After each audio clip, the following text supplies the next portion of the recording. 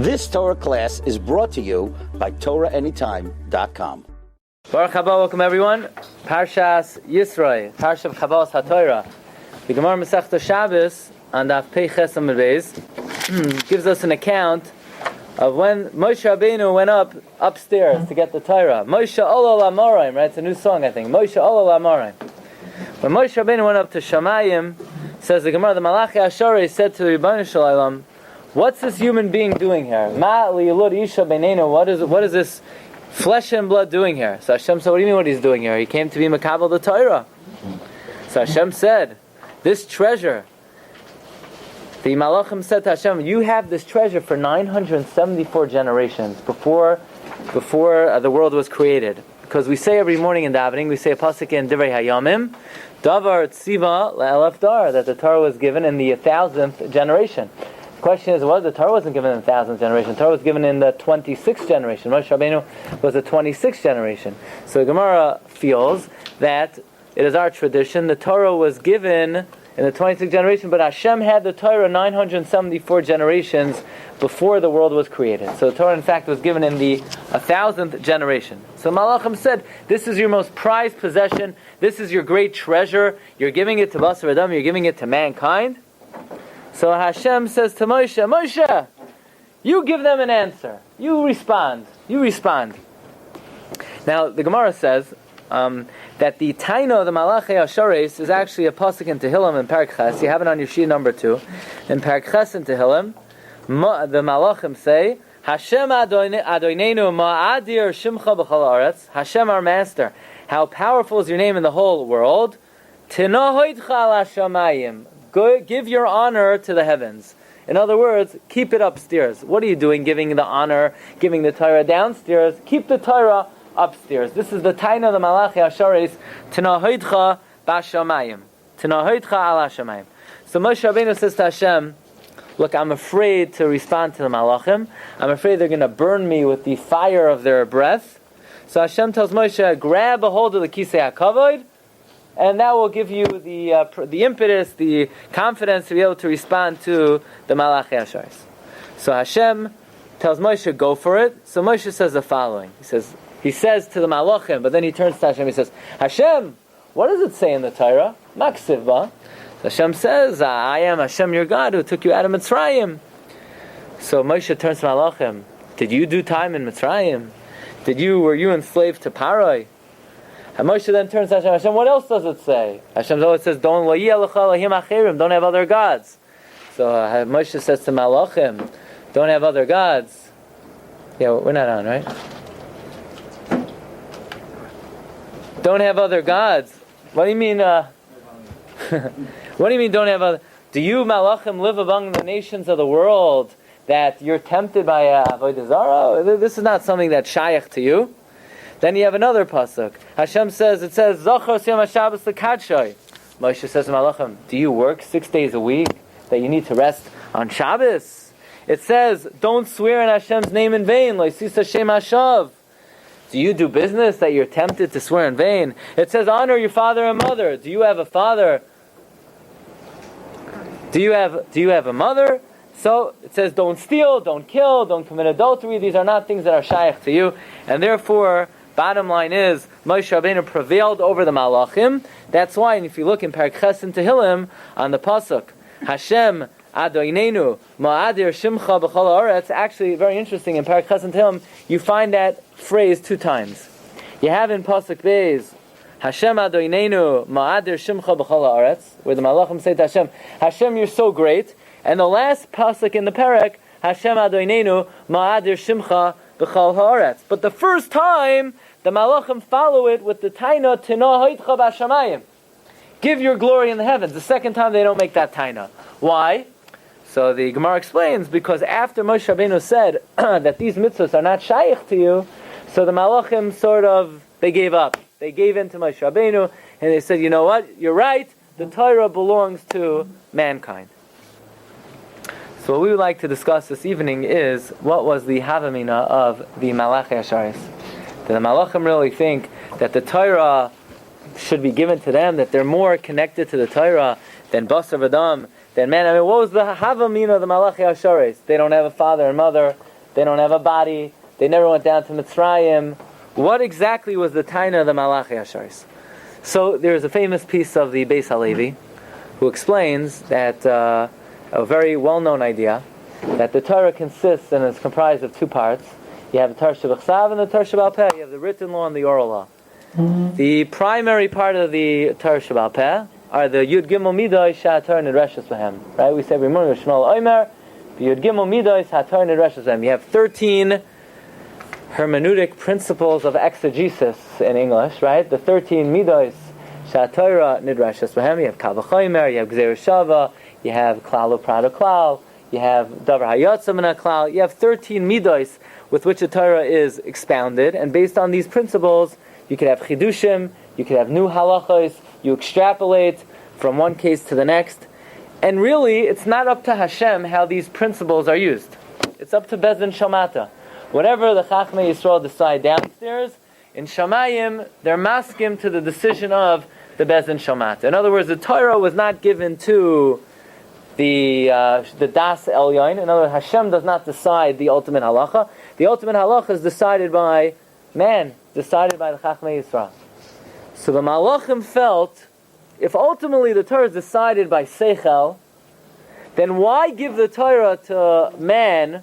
Man is limited by the limitations of Seichel Ha'anushi, by human limitation, by man's shortcomings, by man's foibles, by man's faults. Well, give the Torah to us. Our Seichel is perfect. Our Seichel is crystal clear. Our Seichel is untainted. If bottom line, you're right, in terms of the performance of the mitzvahs, maybe that's more shaykh to Adam. Adam has more of a shaykhus, more of a connection to the performance of the mitzvah. But in terms of deciding how the proper usage of the Yud Gimel Midos Shator Nidreshes Behem, the Malachim felt they would be able to utilize these principles in a much advanced way more than mankind. Okay, but Rabbi said tonight what we would like to explore is a new reason, perhaps why the Malachi Ashares had a taina of Tana Hoidcha B'Shamayim, that Hashem should leave the Torah upstairs. Why they were perhaps more connected to the Torah. Okay, we're now going to bring 4 Gemaras in Shas. Brachak Mizrach Mimarav. There are 4 Gemaras: a Gemara in Brachos, a Gemara in Yuma, a Gemara in Kedushin, a Gemara in Me'ilah, that bring down the same Yesod, the same principle. The Gemara in Brachos talks about the following case. So the Dirshu Daf Yomi and Mishnah Brura, they were learning now Hilchos Kriya Shema. So by the way, we're discussing maybe to have a shiur in Daf Yomi and Halach Mishnah Brura before the Shachar, after the Shachar. If anybody has a particular interest, let me know. But they're learning Hilchos Kriya Shema, and a lot of Hilchos Kriya Shema talks about Hilchos Erva. Now there are a few important halachas. Halacha number 1 is, if a person is in the presence of an erva, they cannot say Kriya Shema. They cannot say Kriya Shema. They cannot learn, they cannot daven. So what's an erva? So for example, let's say if there's a woman nearby, and a tefach which is normally covered is uncovered. Tefach which is normally covered is uncovered. You can't daven, you can't learn. So if a woman above the knees, above the elbows, or hair is uncovered, you can't daven or learn. That means not just a woman whose hair is uncovered, but if she wants to take some of the hair out in the front and pull it behind, it's also a problem. You can't daven or learn. But that's for a different discussion. Okay, as a tefach, megula, the isha is an erva. Or a man's erva. A man's erva, you can't learn in the presence of a man's erva. Or in the presence of one's own erva. If somebody sees their own erva, you can't daven, you can't learn. B'dibur, b'machshava, it's permitted. You're allowed to think. So for example, if you're on the train and there's a woman who's unclad in front of you, you can't be maver sedra. You can't say words of Torah or tefillah because v'layira b'cha ervas davar, but you're allowed to think. Dibur asur hirar mutter. You're allowed to think. Fine. Now there's another halacha. What if a person's undressed completely, they're in the bathhouse, and they say, you know what, I won't look at my erva, I'll turn around. So there's another halacha, there's also a din d'oraisa. If one's own erva is uncovered, you cannot daven or learn either. So 2 halachas. One is you cannot see someone else's erva, and 2, your own erva cannot be uncovered. There's a 3rd halacha, which is a din d'Rabbanan, and that is, let's say a person's covered, but they're wearing a gown. You know, in the olden days they wore robes, and and let's say there's no belt on the robe. So technically speaking, there's no separation between the heart, the lave, and the erva. What do you mean it's covered? I'm wearing a draped robe. Yeah, but the heart and the erva has no separation. So midrabanan, you can't learn or daven. Because Shlomo Melech tells us the heart has eyes. V'libi roya harbe chachma. The heart could see. And therefore, midrabanan, there needs to be a separation between the heart and the erva. So you say, how do we daven? Do you have to wear a gartel? No, you don't have to wear a gartel. Halacha l'maisa, the elastic band of the undergarment is considered a separation between the heart and the erva, or the belt. But if it's a loose-fitted garment, then there's a isser drabanan to daven or to learn if there's no separation. The Gemara discusses the following issue. Can your ankles see your erva? In other words, let's say you have a belt on top of the erva, but there's no separation between the ankle and the erva. Let's say a person is just wearing loose-fitted pants with no undergarment. So there's technically no separation between the ankle and the erva. And the Gemara discusses whether you're allowed to daven and learn in such a scenario. The Gemara talks about two cases. The Gemara talks about a case where your ankle could see the erva, or the Gemara talks about a case where your erva is touching your thigh. Again, someone's not wearing an undergarment, the erva is rubbing against the thigh. And the Gemara basically comes out, if your erva is touching your thigh, you can't daven or learn. However, if the ankle sees the erva, you're allowed to learn. Why? The Torah wasn't given to angels. The Torah was given to man. Man has an erva. What do you want him to do? It's something that is beyond the realm of it's beyond the norm. You can't expect a human being to be so careful that his ankle is separated from, I need batteries. The ankle is no, those are the bad batteries. They're in the front pocket. The ankle is separated from, the ankle is separated, the front pocket, yeah? Well, there's nothing in the front pocket. Just these. Okay, let's just...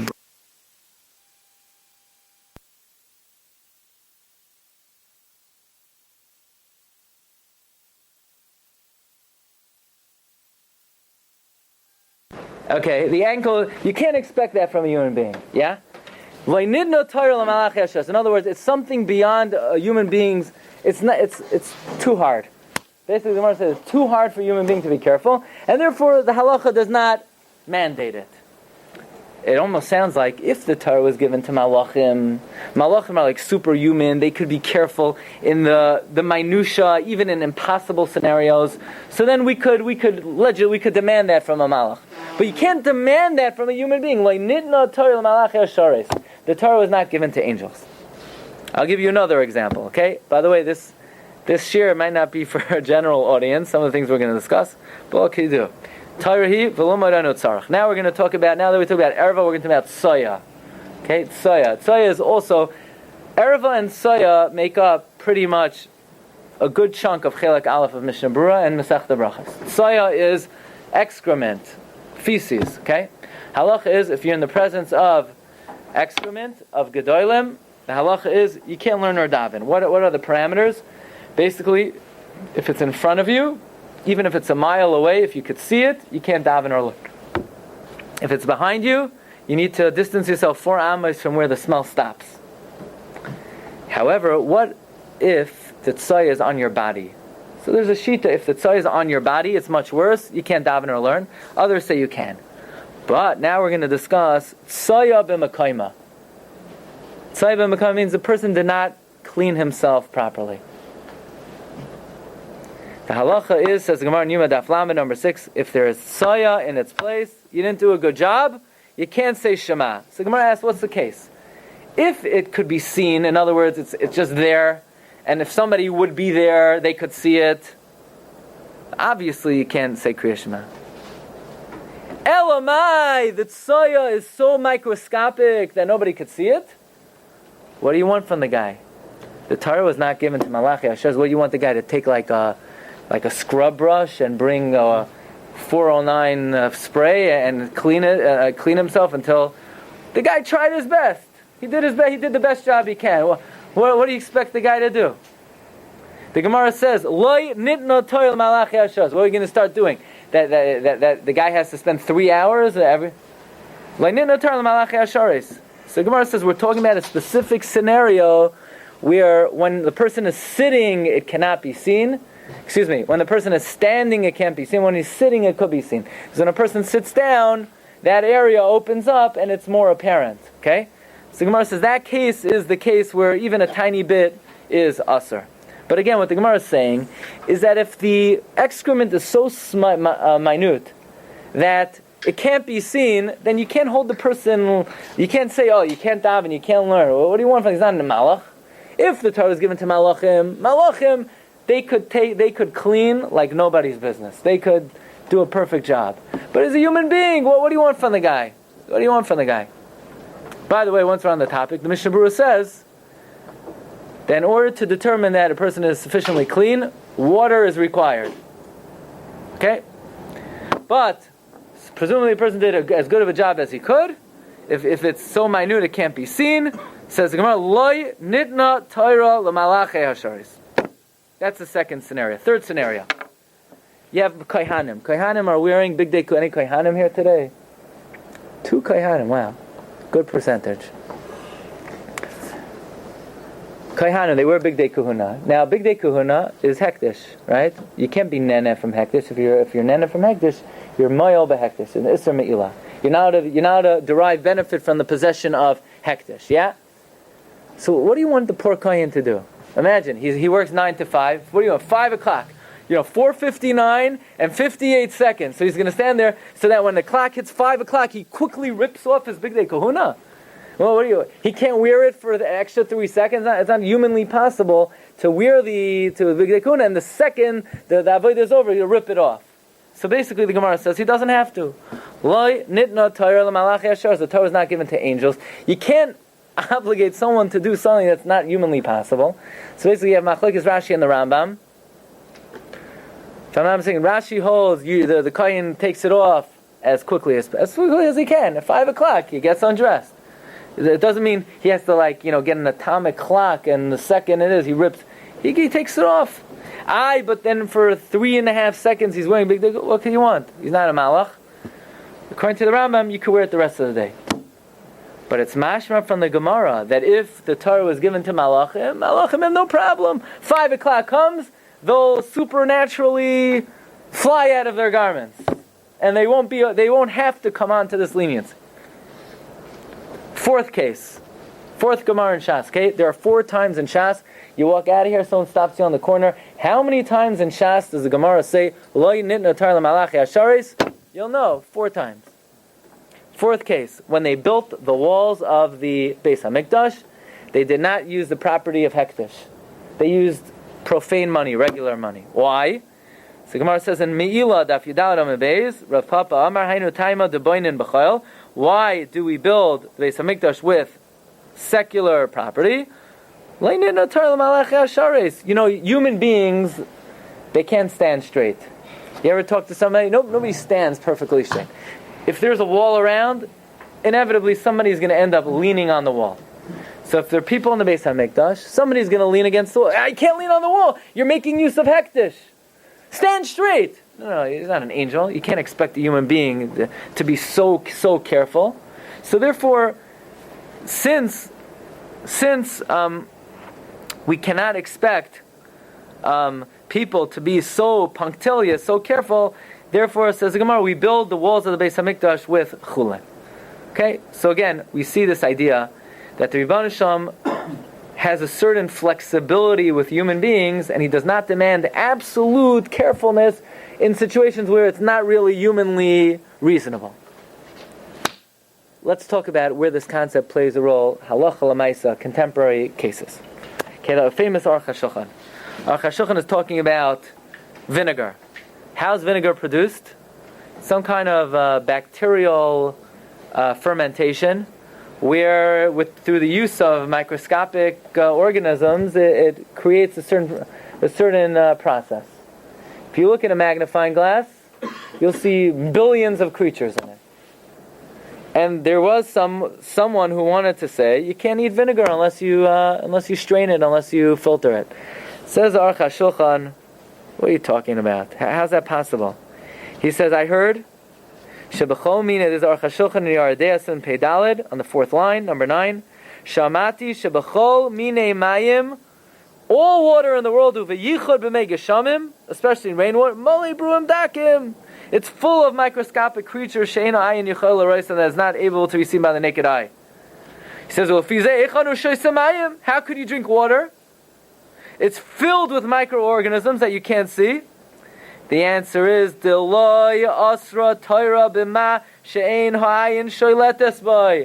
Torah never forbids something you cannot see with your naked eye. The Torah was not given to angels, the Torah was given to man. And a human being, he looks at the water, hey, it looks good to me. This is Poland Spring, there's nothing in it. It looks good to me, it looks fine, yeah? Says Aruch HaShulchan, you're good to go. But if you take a microscope, you'll be consuming more microorganisms, even more than calories you consume that day. Doesn't matter. Otherwise, says Aruch HaShulchan, you wouldn't be allowed to breathe. How could you breathe? Every time you breathe, in every spoonful of air, there are more microorganisms than people in New York. How could you breathe? You're eating shratzim. The answer is, if you can't see it, what you can see doesn't hurt you in halacha. If it's not visible to the naked eye, but now we have microscopes. Doesn't matter. The halacha does not care about the microscope. The Torah was not given to superhumans, it was given to regular human beings. A regular human being was not born with a microscope attached to his eye. The Torah's halachas were given for normal human vision. However, says Aruch HaShulchan, there are lakes and rivers and bodies of water where the naked eye could detect bugs. And therefore you need to be very careful in those situations not to just casually drink without checking. But in general, if you're not able to see it, it's mutter. Now at first it would seem, it also needs to be plugged in. It's plugged in? The computer. No, it's not better. Yeah? Okay. So at first glance, it lets you breathe a little bit. The Torah doesn't expect a human being to be so careful. There's a lot of leeway. There's a lot of flexibility. However, what we're learning is, on the one hand, the Torah doesn't expect you to be an angel, but what the Torah does expect is, to the level that a human being is capable of being careful, that much we're obligated to be careful. Okay, let's talk about another scenario. Okay, this is a tshuva in Igros Moshe, in Yeridea, Chelek Beis, Siman Kuf Mem Vav. And somebody wanted to abuse this principle based on the following. There's somebody who wrote a letter to Rav Moshe, and he said that my grandfather, Reb Simcha Zelig, I believe Rugler, was the Avezin of Brisk, as well as Reb Chaim Brisker, they both say that if you have water and it's full of microorganisms and you can't see it with the naked eye, you're allowed to drink it. So based on that, the shoyal wanted to posit the following. He said, well, there's a big shiloh, what's considered death in halacha? Brain death or cessation of respiratory activity. We once gave a shiur on it many years ago. So he wanted to say, what if, the doctor looks at the guy looks dead like a doorknob, but he plugs him into the machine and the heart is still going. So he said, halachically he should be considered dead. Why? Because to the human eye, the person looks dead. Elamai, to the machine, he's alive. The Torah wasn't given to halacha, doesn't recognize machines, it doesn't recognize extraneous contraptions. So to the human eye, the person looks dead, so maybe you should be allowed to pull the plug. So Moshe said, you can't, that's not a good extension of the halacha, and tonight we're not going to explain why, but Moshe then delves into this idea of why the halacha and other scenarios where the halacha does not recognize the use of technology. Says Rav Moshe, the same argument of the Aruch HaShulchan, that if the Torah would recognize the use of the microscope, then you wouldn't be allowed to breathe because every breath of air is full of microorganisms.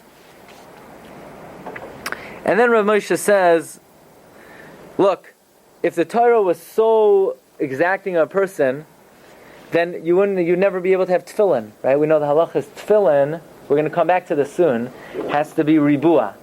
Ribua means it has to be perfectly square. Now there are two aspects of ribua. First of all, the four sides need to be four equal sides, but the Gemara in Menachos says they also have to be equal Glatstein. The two diagonals need to be equal. Technically speaking, you could have a shape that has four equal sides, but the diagonals are not equal, right?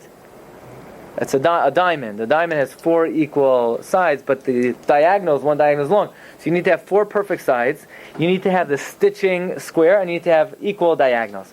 Says Rav Moshe, yeah, that's good. Maybe it's equal if you use a tape measure, but if you use some kind of micro measurement, it's not going to be perfectly square. The answer is the Torah doesn't require to use micro measurement. As long as it looks pretty square, that's good enough. So now Rav Moshe talks about a fascinating case. A cheresh, someone who's deaf. So someone who's deaf, technically there's certain things they can't be moitzi you in. They can't lay in the Megillah for you. Let's say you have a guy, he can't really hear, but he could hear with a hearing aid. Is he a cheresh? Is he deaf? Or is he not deaf? So Rav Moshe, he's a cheresh, he's deaf. But he could hear! Doesn't matter. That's not called hearing. Hearing in the Torah is not when you could hear with the aid of a machine. Hearing is when you could hear with your plain ear. If you need it now, if the person could basically hear and the hearing aid merely enhances the sound, that's still called hearing. But if you need the hearing aid to hear, smile, if you need the hearing aid to hear, then that's not called hearing. So says Rav Moshe, what if a guy could only hear if you talk very loud? Is that considered hearing? Or he could hear if you take like a trumpet and you talk in the narrow end and you put the wide end on his ear.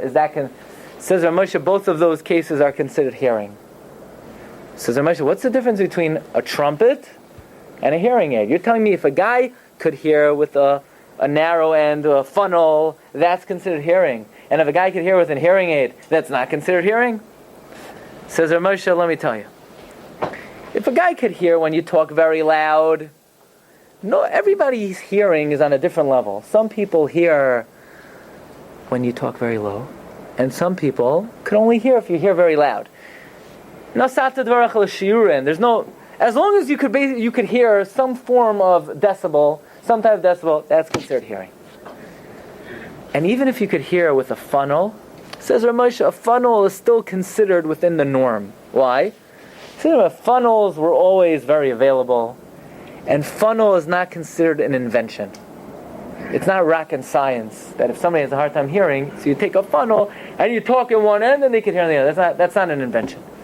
But anything that makes use of electronics or technology is considered something that was invented and did not exist before. The Torah never said it's halachos for situations where you need to use technology. Technology is something that's considered not to have been around and came into this world later. So anything that you need technology to do, that's not within the norm of regular human behavior. Glasses. Good question. Take a look. TorahAnytime.com, Parshas Tazria. Okay, we have a shiur on glasses. It's a question whether glasses is considered normal. Let's say, for example, could you lane? Let's say someone who's laning with glasses. Or a kohen who has to paskin on a nega. It says, L'chol mare ine a kohen. Let's say a kohen can only see with glasses. Okay, good question. We'll have to say that. But Rav Moshe is making like a hair split between a funnel and a hearing aid. Hearing aid is considered not as available, and also making use of electricity is considered a nayazach, a new thing, an invention, and therefore it does not enter what the halacha discusses. Says Rav Moshe, I'll tell you another case. You look at the tefillin, you open up, you check your mezuzahs, right? So I just bought new mezuzahs. So they were checked before. So you check your mezuzahs twice every 7 years. You check the mezuzah, it looks good. You take a microscope. Oh, there's a crack in the letter with the microscope. Kosher or pasul? You'd say, what do you mean? How could it be good? When Hashem sees, Hashem could see perfectly. He doesn't see a kosher letter. No, mezuzah is not for Hashem, it's for human beings. Human being, you take it to the cipher. If with the human eye, Now, like this, we'll make a chek. If the human eye does not see a crack in the letter is 100% kosher. The way you check is by using normal vision. Or let's look at another case. You bring a mara to the Rav, right? During Zayin Nikiyim, a woman has to check herself, makes an internal examination twice a day for 7 days. So, she sees something on it, she sends it to the Rav. The Rav looks at it, looks good. The Rav sends it into the lab. He sends it to a lab. The lab did work on the Badika cloth. There's blood on it. We tested the DNA on the cloth. There's blood. She's a Nida or she's not a Nida? She's tough? Of course not. We don't care what the laboratory says. You put it under the microscope, it looks red. Yeah, but it doesn't look red when you look at it with the naked eye. It's mutter. The Torah was not given to, the halacha is not mandated by microscopes, by laboratories. The Torah goes by normal human procedure. Vision, hearing, without the use of extraneous contraptions. Okay, this is where Moshe brings down in 2 different shuvas, in Yardea Beis, Siman Kufnan Vav, and in Even Ezer Gimel, Siman Lamed Gimel. So, when I first got married, I was davening in a shul. I sat next to a very big Talmid Chacham. His name was Reb Shlomo Orman Zechatzak Levracha. He was the Rosh Hashiva and Hebrew Academy of Nassau County. He was the Talmid Muvak of Reb Lezer Silver. Reb Lezer Silver was a Talmid of the Rogachover and Reb Meir Simcha. And he wrote many volumes. He wrote She'iros Yosef, 7 volumes on Sugyas and Shas. And he brings another raya that halacha only recognizes what's visible by the naked eye. He brings a raya from the Gemara in Chulin on Daf Mem Beis. The Gemara says on the pasuk Zois Hachaya Asher Taichlu. These are the animals that you could eat. Says the Gemara. It's number 13 on your sheet. Hakadosh Baruch Hu showed Moshe Rabbeinu every min of behema tmeya, and he said, "This is tamei, this is tamei, this is tamei." The Torah's Kayanim in Parsha Shmini says on the same pasuk that Moshe then went and showed Klal Yisrael, "This is tamei, this is tamei, this is tamei." The Malbim asks, what was it? Did Hashem show Moshe, or did Moshe show the Bnei Yisrael? They both darshan the same pasuk, Zois Hachai Asher Taichlu, and the Malbim says both are true. First Hashem showed Moshe, and then Moshe showed Klal Yisrael. So basically, before Klal Yisrael were able to eat anything, they had show and tell, right? So Rabbi Warman says that means Moshe Rabbeinu physically took every species and he said, "Look, you see it, you can't eat it. You see it, you can't eat it." That means only what Moshe Rabbeinu was able to show the Bnei Yisrael and point to and say, "You can't eat this," they can't eat it. But something that he was not able to physically show, that never entered the realm of what the Torah prohibited. Okay, now we get to New York City water, not Nassau County. It's a decent place to live, but there are certain advantages of living in the 5 boroughs. One of them is the water is much better there. Okay, so if you move into this area, be careful before you drink the water. But in New York City water, there's a big controversy about the water, and that is the discovery of copepods. And so many wonder, copepods? You can't see the copepods. According to the Shiur that we learned, it's not something you could see. You need a microscope. You need a magnifying glass. You can't see it with the naked eye. So why is this whole rash? What's this whole controversy about the bugs in the water, New York City water? Well, Rabbi Yaakov Emden in Shelas Yavitz, number 14, he talks about rice. He talks about various bugs that are found in rice, and he says they have to be checked. It doesn't mean that nowadays we have the same problem. So Rabbi Yaakov Emden says they need to be checked with a magnifying glass. Magnifying glass, that goes against everything we just learned tonight. The Torah doesn't obligate you to go beyond normal vision. So we're going to say a very important idea. I believe the Chazon Ish says this. Rabbi Warman also brings this out, and that is the following. Sometimes you go to a Rav, you bring him something, he'll take out a magnifying glass. What's he doing? You have to look at it with your eye. We don't care about it. The answer is like this. Let's say you look at something. You say, "Hey, it looks like something is there, but I'm not sure what it is." Then you need to be mavara. You need to clarify what. In other words, if you look at water, I don't see anything. then you're good to go. You look at it, you don't see any. But what if you look at water and you say, hey, what is that? Is it dust or is it a bug or is it a copepod? Then you need to figure out what it is before you drink it. You need to figure out. Taka, you look under a microscope, there are a lot of copepods in New York City water. Happens to be, some people could see it with the naked eye. If you want, I could show you. You could see them. I believe you could see them. But even if you can't, you could see something is going on there. You could see something is going on there. Once you could see something, then you need to figure out what it is. In other words, if nothing looks fishy, then you're good to go. But once you see something, then you're required to be mavar what it is. Okay. Let's talk about another case. Look at number 16. First, Yisro talks about there was a certain fish, the rush, in Masechta Avodah Zarah, quotes Hagois Hashri. There was a fish called the kalbis, and the kalbis was a kosher fish, some said, called Bartova. However, the Rush brings down that Rabbi Yehuda Chassid said anyone who eats this fish, he ain't eating from the Levyasa and La'asad Lava. You want the Bartova, eat the Bartova. You're not going to be by the Sudas Levyasa. Then he talks about another fish called Kvafa. And the Kvafa fish, for many generations, no Jews ate the Kvafa fish. Until a certain Gadol, says the Tfarsa about 50, 60 years ago, he discovered with a microscope, the reason they weren't eating the kvafa is because there were no scales. But they looked at the kvafa under the microscope, and lo and behold, it was full of scales.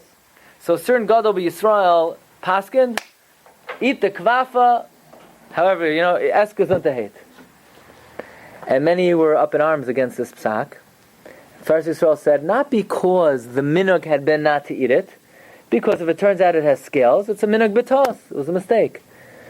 The reason is because if you do not see the scales with your normal eyes and you need a microscope to see the scales, that's not called scales.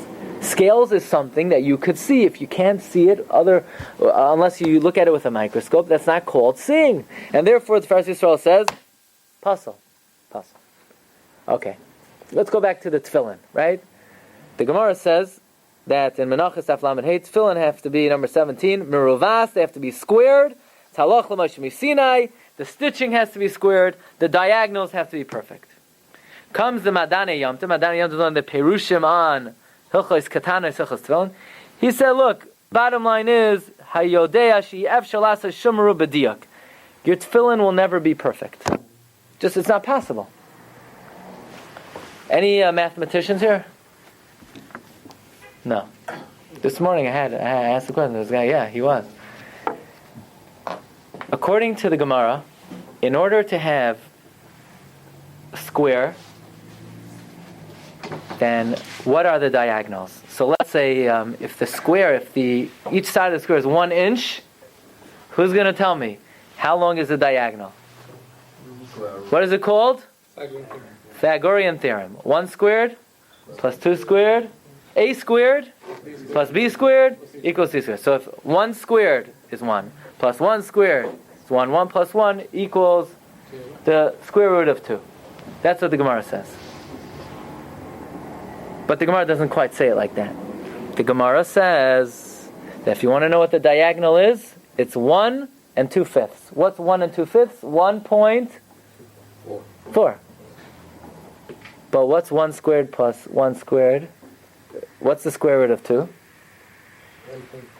I tried to figure out on my calculator, doesn't even have square root on it. They don't even have.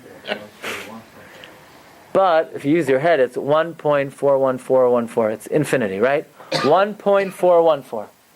So the Gemara says what Ramosha says. Ramosha writes in a tshuva. Obviously, tefillin don't have to be perfect because the Gemara says the diagonal of the tefillin has to be 1 and 2/5, 1.4. But wait a second. Using mathematics, it's not 1.4. It's 1.414. So the Gemara is off by 100th. The answer is the Gemara is not off by 100th. The halacha does not require you to be so perfect. That's why the Gemara says 1.4. But it's not 1.4. A perfect square is 1.414. The answer is, we do our best. We do the best we can. You don't have to, take out, micro machines and make sure your tefillin are perfectly cut. They have to look square. If it looks square, it's square. If If it doesn't look square, it's not square. That's another example. Another case. Listen to this halacha. The first tshuva in the Doivev Meisharim, okay? The Chabina Rav. Somebody asks you, you know anything the Chabina Rav says? Yeah, sure. Right, you'd see. You say, tell them, the first tshuva. Siman Aleph. Chilek Av, Siman Aleph. Shah is like this. In one of the Shemos of Hashem's name, 2 letters look like they're touching. It looks like that. Now the halacha is if 2 letters are touching, it's possible. But if you take a microscope, you'll see they're not really touching. Very common. You're leaning, it looks like the letters are touching, but sometimes you can't even see. But if you would take a microscope, you could see. What would you say based on tonight's share? In other words, they look like they're touching, but with the use of a microscope, they're not touching. It's possible. It's possible. But they're not touching. When Hashem looks at the Sefer Torah, He sees the kasha. The answer is Hashem doesn't pass it on Sefer Torah. Human beings, to the human eye, it looks like it's touching. Sefer Torah is possible. Now you could scratch it off. You could scratch it. Whenever you have 2 letters touching the Sefer Torah, you could scratch it off. But that's Allah. Okay, 2 more cases, and we'll call it a night. Yeah. So this is an interesting halacha. It's a little bit outdated. It's a little dated. Microfilm. Now everything's on chip, right? So on a chip, microfilm is basically you have on this little tiny screen, clear screen. You could have the whole Tanakh on 1 inch by 1 inch, but it's written in micro letters. Does it have kedusha? Does it have a din? Could you take it into a Beis HaKisei? So the first issue you have to know is, we may have discussed it here, does the printed word have kedusha? So all the Parshas say yes. So we have a tshuva here from the Shas shows Even Yikara, Rabbi Yamin Aryeh Cohen Weiss, who writes, even though he would tend to think the printed word does not have kedusha, and he brings a raya possibly that doesn't have kedusha. Remember, there was a guy by the name of Ben Kamtsar. He was able to put 4 pens in his 5 fingers and write the Yud Kei Vav Kei simultaneously. In one finger he could write a Yud, and the other Vav, right? Yud Kei Vav Kei. And he didn't want to teach anybody else, and the Chachamim were very upset at him because the art was lost. So the Even Yikar asked, why was the art lost? Just take a printing press and write them all simultaneously. Must be, he says, printing doesn't have kedusha, but he says, what can I do? Everybody argues on me, and I'll accept all the poskim who say printing has kedusha. But he says, but this kind of printing doesn't have kedusha. Why? It's not called writing, because you can't see it. You can't see it. But if you take out a microscope or even a magnifying glass, you could see it. That's not called seeing in halacha. Seeing in halacha means the regular eye could see it. And if the regular eye cannot see it, it doesn't have kedusha. But he says it's not nice to take it to the bathroom. It's a bizayon. It's a disgrace. It's not derech kavod, and you should avoid it. He even says you shouldn't take the magnifying glass into the bathroom because since the magnifying glass is dedicated only for that, then you shouldn't take it. But halachically speaking, it does not have kedusha. One last case is like this. The Gemara Masechta Makos Daf Hey. 2 Eidim come into Bezdin and they say, aha! We saw Ruvain kill Shimon in the right wing of the palace. And 2 other Eidim come and say, the right wing of the palace? Imanu Yisem, you were with us in the left wing of the palace at 9 o'clock. How could you have seen Ruvain kill Shimon at 9 o'clock? 9 o'clock, you were with us. So the Gemara says like this. If the Eidim that testified that Ruvain killed Shimon was lying, what would we do to the first Eidim? We have to kill them. They're Eidim Zayimim because they wanted to put someone else to death. They wanted to give Ruvain capital punishment. So Gemara says like this, we have to see. If they could have seen the murder from the left wing of the palace, in other words, they said, we saw Ruvain kill Shimon in the right wing. If they could have seen it from the left wing, then they're true Eidim. And if they couldn't have seen it, they're Eidim Zayimim. Comes the Beis Yitzchak, Shalsachus Beis Yitzchak, Rabbi Yitzchak Shmelkesh, one of the Gedolei Apostles from the end of the 19th century. He says, what do you mean?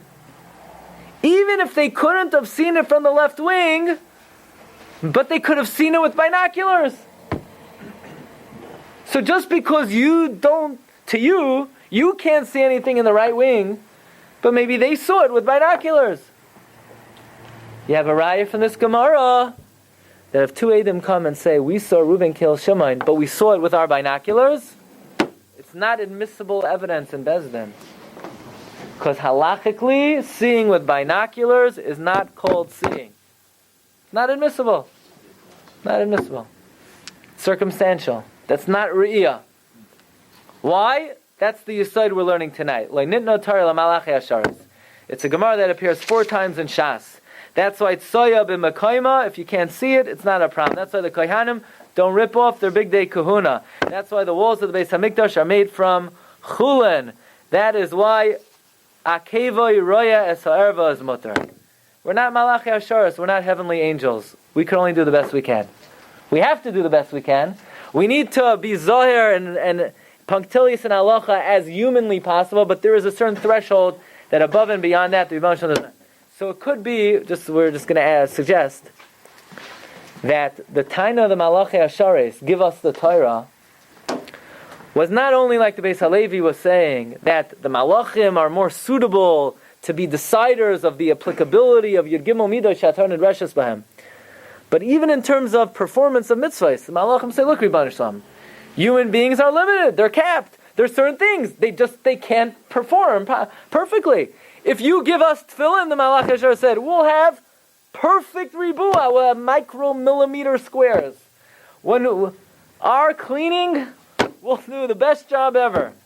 When all the Gemaras that say Lo nitno Torah Malach Asher, this was the Taina, the Malach Asher. Malach Asher said, you give us a Torah, we will be perfectly careful. But ultimately, the Rebbe said, no, I'm giving it to mankind, and their obligation is to do the best job that Basar V'Dam could do. Rabbi say, have a great evening.